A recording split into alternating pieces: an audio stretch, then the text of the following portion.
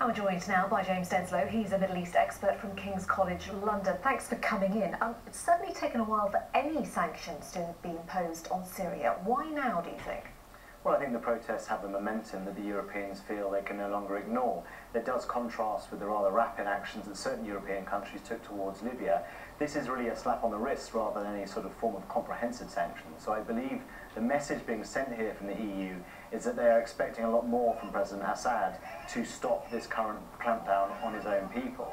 And of course we have to consider that the Europeans have a huge amount of leverage when it comes to Syria. They're responsible for some 20% of Syrian trade, Syria's largest trade partner, worth some 5 billion euros, and therefore should be listened to in ways that the Americans haven't been, because the Americans of course have had sanctions on Syria for years now.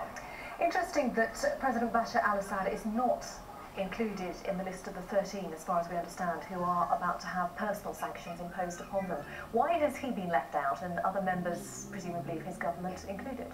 Well, I think they're trying to see whether this is a dictator who can actually dictate and tell his security forces to back off the killing of their own people. I think that there is a hope in Western capitals as well as in Washington that he is the reformer that he is supposed to be, and he is the person who can lead Syria out of this current crisis. Well, he's promised them, but they haven't appeared yet, have they, those reforms? Well, he has got rid of the emergency law, he's promised lots of things, but I guess you have to take his word of intent for it, and the problem is the Syrians seem to have run out of carrots to appease the protesters and now simply relying on the stick to sort of quell them. And at the moment we're seeing in cities across Syria a battle between the courage of the protesters and the fear and the ability to impose fear from the security forces, and the Syrian people themselves will feel terribly isolated at the moment. They have no real international backing in the form of, say, the Libyan rebels, and therefore I think any form of EU sanctions at least will remind them that they are not alone in this fight.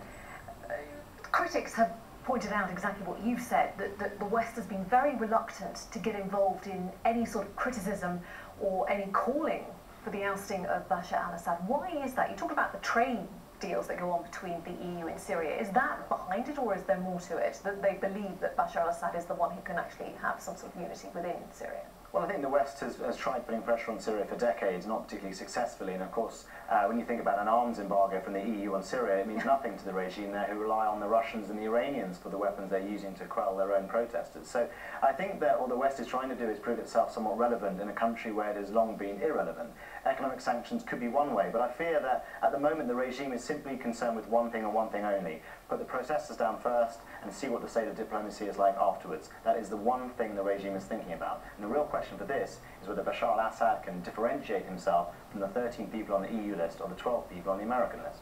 We shall wait and see. James Denslow for the moment. Thanks very much indeed.